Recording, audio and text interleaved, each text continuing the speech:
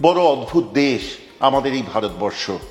এখানে বেদ উপনিষদের মতো জ্ঞান এক প্রজন্ম থেকে আরেক প্রজন্মে প্রবাহিত হয়েছে কেবলমাত্র শ্রুতিবিদ্যা হিসাবে। অর্থাৎ গুরু বলতেন, শিষ্য তাই শুনে তা পরের বার বলতেন, এবং তারপর শিষ্য যখন গুরু হতেন তিনি আবার বলতেন, তার শিষ্য সেই মন্ত্র শুনে শুনে মুখস্থ করতেন। এই ছিল শ্রুতিবিদ্যার মূল। কিন্তু কেবলমাত্র বেদ বা উপনিষদই কেন, কত রান্নাও এইভাবে শ্রুতিবিদ্যার মতোই প্রবাহিত হয়েছে।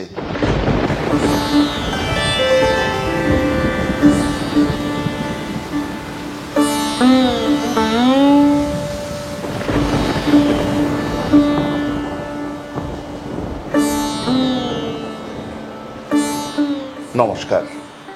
কলকাতা আজ ভেসে যাচ্ছে, ধুয়ে যাচ্ছে বৃষ্টিতে।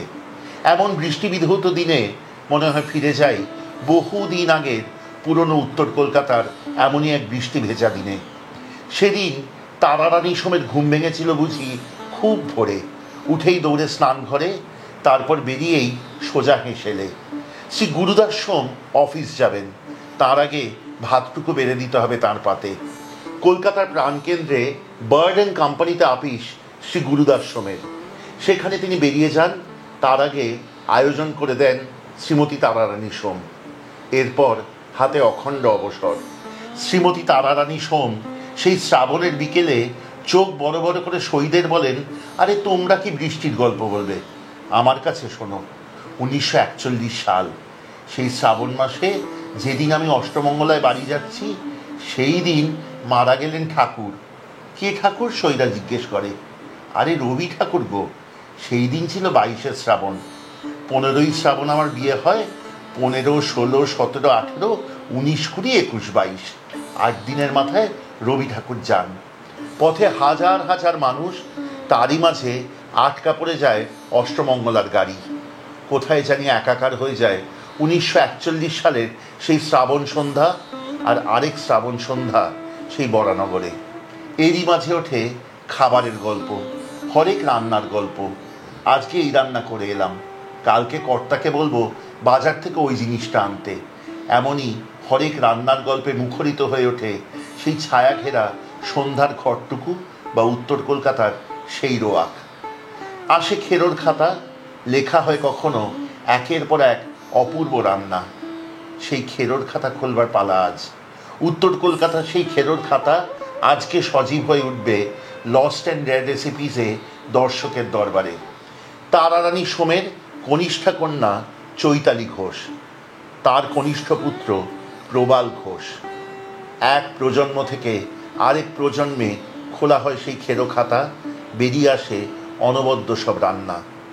লস্ট অ্যান্ড রেয়ার রেসিপিসের দর্শকের দরবারে সত্যিই সার্থক হয়ে ওঠে। আজকে শিখব তার কাছ থেকে তেমনই এক সুন্দর রান্না। শিখব মোচার আমশোল। চলুন শিখি।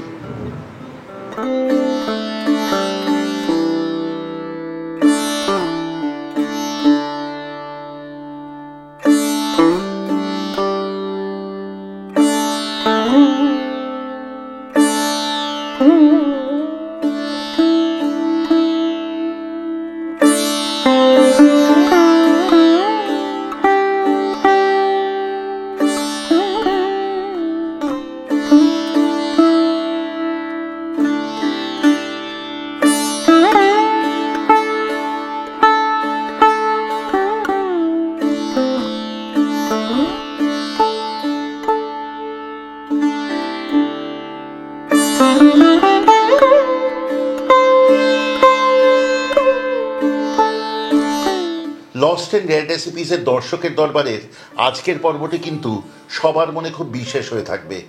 আজকে প্রথমবার আমরা পর্দায় হাজির করতে পেরেছি দুই প্রজন্মকে একসাথে, তারারানী সোমের কন্যা চৈতালি ঘোষ এবং তার পুত্র প্রবাল ঘোষ। রান্নাটি যদিও করবেন প্রবালবাবু, কিন্তু তার সাথে এসছেন তার মা শ্রীমতী চৈতালি ঘোষ। আলাপ করে নেব দুজনের সঙ্গেই। নমস্কার চৈতালিদি। নমস্কার প্রবাল। আজকে আপনার মায়ের গল্প শুনলাম, গল্প বললাম দর্শকদের। 22শে শ্রাবণের অদ্ভুত সুন্দর গল্প। আজকে যে রান্নাটি সেটি আমার সত্যি খুব পছন্দ হয়েছে। আপনার মায়ের সম্বন্ধে একটু শুনবো। আপনার মা রান্না করতেন? মা ভীষণ ভালো রান্না করতেন আর খাওয়াতেও ভালোবাসতেন, আর নিরামিষ আমিষ সবই রান্না করতেন, আর ফেলে দেওয়ার জিনিসগুলো দিয়ে রান্না বিশেষ মানে মা পটু ছিলেন খুব। কিরকম? মানে কোনো কিছু খোসা বলুন, কোনো কিছুর বলুন, নিরামিষ যে জাতীয় জিনিস, তখনকার দিনে আমার ঠাকুমা যখন ছিলেন তখন তো নিরামিষ ওনারা খেতেন, মানে তার জন্য উনি ওই লাউ খোসা, হ্যাঁ লাউ খোসা, আলুর খোসা দিয়ে পোস্ত দিয়ে একটা বানাতেন, কাঁচকলার খোসা দিয়ে একটা জিনিস মানে কালো জিরে দিয়ে একটা বানাতেন, খুব সুন্দর, সেগুলো খেতে গেলে মানে খুব সুন্দর লাগে খেতে। আজকেও তো যে রান্নাটা শিখবো এই মোচার আমশোল, অদ্ভুত সুন্দর লেগেছে আমার। রান্নাটা তো করবেন প্রবাল, কিন্তু আপনাকে ধন্যবাদ দেব, আপনি সাথে এসেছেন, আমাদের চ্যানেল আলো হয়েছে। আচ্ছা ঠিক আছে, নমস্কার। প্রবাল বাবু, আজকের রান্নার তো মূল উপকরণ মোচা। আপনার কথা মতো আমরা মোচা কুচিয়ে রেখেছি এবং সেটিকে নুন হলুদ দিয়ে ভাপিয়ে রেখেছি, কিন্তু তার আগে একটা খুব সুন্দর টোটকা আপনি আমায় বলছিলেন আপনার দিদার থেকে শেখা। সেই টোটকাটা দর্শকদের বলুন। মোচা, এঁচোড়, কাঁচকলা এই জাতীয় খাবার নিয়ে বলছিলেন, দর্শকদের বলুন। হ্যাঁ, কাঁচকলা, মোচা বা এঁচোড়, যে আয়রন জাতীয় যে জিনিসগুলো ছিল না, আচ্ছা, সেইগুলোকে দিদা কি করতেন, একটু হালকা চুন জল নিতেন, চুন জলের মধ্যে চুবিয়ে রাখতেন কিছুক্ষণ, তাতে কি হতো যে কষটা, সে কষটা কেটে দিতেন, আবার ভালো পরিষ্কার জলে ধুয়ে নিতেন, তাতে ওই একটা যে কষ রান্না করার সময় লাগে না, সেই কষটা থাকতো না। আচ্ছা, আজকের মোচার আমশোল আমি শিখবো প্রবালের থেকে এবং আমি করে দেখাবো রান্নাটি যেমন বরাবর হয়ে আসে। এবার প্রথমে আঁচে বসান কড়াই, তাতে ঢেলে দিন ঘি। অনেক পুরনো রান্না তো, তাই পুরো রান্নাটাই ঘিতে করব। ঘি গরম হলে ঢেলে দিন কুচিয়ে ভাপিয়ে রাখা মোচা। মোচাতে কিন্তু ভাপাবার সময় হলুদ দিয়েছিলেন।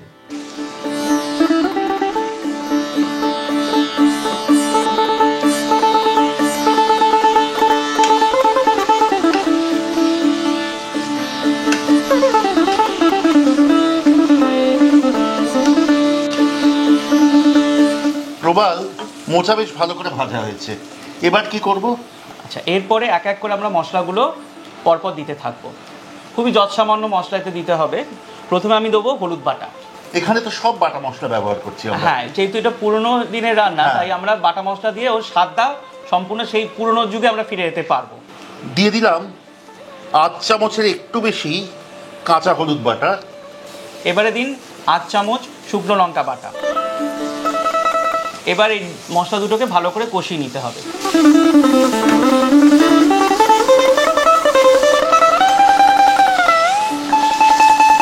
সুবিধা, এরপর আমাকে দিতে হবে তেঁতুলের কাপ। আচ্ছা, দিয়ে দিলাম 2 টেবিল চামচ পরিমাণ তেঁতুলের কাপ। সঙ্গে যোগ করছি অল্প একটু জল।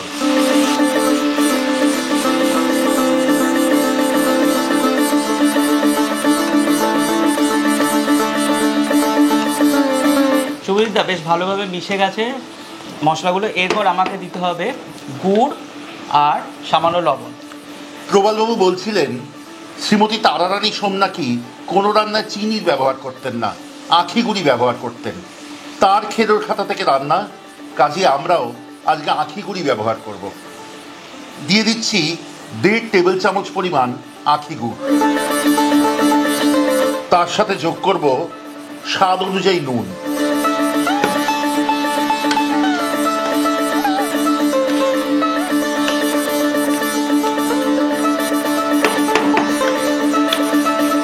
ভালোভাবে কষানো হয়ে গেছে। এবার এই কড়াইটা রেখে দিয়ে এবার ওটা নতুন ছোট কড়াই রাখবে, তাতে এবার সামান্য ঘি ঢেলে এটা ফোড়ন দিতে হবে।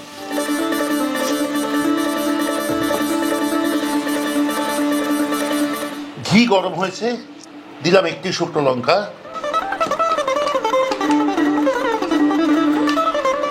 এবং সাথে ফোড়ন দিলাম অল্প কালো সর্ষে।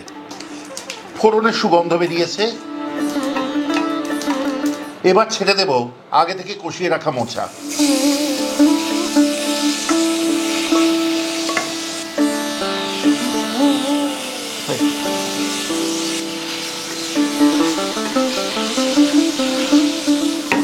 আরও একবার কষিয়ে দিলাম। একদম ঠিক আছে, এবার আঁচ বন্ধ করে দিন। আচ্ছা, আচ্ছা, সব শেষে আমাদা আর 5 ফোড়নের যে ভাজা গুঁড়োটা করে রেখেছিলাম সেটা দিয়ে ঢাকা দিয়ে রাখতে হবে মিনিট 5 মতন। আঁচ বন্ধ করে? আঁচ বন্ধ করে। আচ্ছা, এই আমাদা থেকেই কিন্তু এই রান্নার আমশোল নামের উৎপত্তি।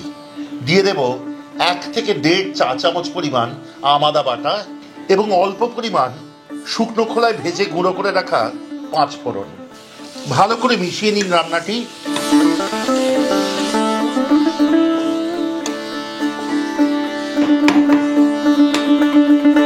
এবং ঢাকা দিয়ে রান্নাটি রেখে দিন গরম অবস্থায় পরবর্তী মিনিট 5। এই সময় কিন্তু গরম অবস্থায় ঢাকা থাকার দরুন আমাদা এবং 5 ফোড়নের গন্ধ মিলেমিশে রান্নাটি একটি স্বর্গীয় স্বাদের করে তুলবে। এই রান্নাটির পরতে পরতে কিন্তু সত্যি পুরানো দিনের গন্ধ, নস্টালজিয়ার সুবাস। কেমন লাগলো আজকের পর্বটি দয়া করে আমাদের লিখে পাঠান কমেন্টে। যদি ভালো লাগে শেয়ার করুন, হারিয়ে যেতে দেবেন না এই ঐতিহ্য, এই সব পুরনো রান্নাগুলি। আজকাল কোথায় দেখি বলুন তো এই মোচার আমশোলের মতো রান্না? কাজেই এই ঐতিহ্যকে বাঁচিয়ে কিন্তু রাখতেই হবে এবং তা রাখার একমাত্র উপায় তাকে ছড়িয়ে দেওয়া আরও অনেক মানুষের মাঝে, তাকে শেয়ার করা। যদি ভালো লাগে সাবস্ক্রাইব করে সঙ্গে থাকবেন, খুব আনন্দ পাবো। এবং যদি মনে করেন আমাদের চ্যানেলের সব রান্নার নোটিফিকেশন প্রথম পৌঁছবে আপনার কাছে, তাহলে দয়া করে বেল আইকনটি টিপে দিতে ভুলবেন না। আর হ্যাঁ, যদি আপনার পরিবারেও থাকে এরকম রান্নার হদিশ, যদি থাকে এমন সুন্দর গল্প, যেমন বললাম আজকে 22শে শ্রাবণের সেই গল্প, তাহলে আমাদেরকে লিখে পাঠান। আমাদেরকে যোগাযোগ করুন হোয়াটসঅ্যাপে অথবা ফোনে। আমাদের নম্বর 6291834357। আরেকবার বলি, কলকাতার নম্বর 6291834357। এই নম্বরে আমাদের যোগাযোগ করুন ফোন কল অথবা হোয়াটসঅ্যাপের মাধ্যমে সোম থেকে শনিবার সকাল 11টা থেকে সন্ধ্যে 7টার মধ্যে। এইবার পর্ব শেষ করার পালা। এই মোচার আমশোল কিন্তু অবশ্যই পরিবেশন করবেন গরম ভাতের সাথে, দেখবেন এর স্বাদ ভুলতে পারবেন না। আর এর মাধ্যমেই বোধহয় কোথাও বেঁচে থাকবেন শ্রীমতী তারারানী সোম। প্রবাল, এই পর্ব শুরু করেছিলাম শ্রুতিবিদ্যার কথা বলে। আপনার থেকে আজকে শিখলাম আপনার দিদিমার রান্না এই অপূর্ব স্বাদের মোচার আমশোল। আপনার থেকে শিখেছি, কাজে আপনি কিন্তু শিক্ষক, আমি কিন্তু শিষ্য আজকে। এবং শ্রুতিবিদ্যাই, এই শ্রুতিবিদ্যা যেন ভবিষ্যৎ প্রজন্মের কাছে এগিয়ে যায়, চলে যায়, আমি তাই কিন্তু কামনা করব। অনেক ধন্যবাদ। আমি অনেক ধন্যবাদ জানাই আপনাকে যে আমাকে এই সুযোগটা দেওয়ার জন্য, এবং আমার দিদার যে এই পুরনো অথেন্টিক রেসিপিটা আপনার চ্যানেলের মাধ্যমে এখানে পরিবেশিত হলো। আপনারাও কিন্তু অবশ্যই রান্না করবেন মোচার আমশোল। বেঁচে থাক এই রান্না।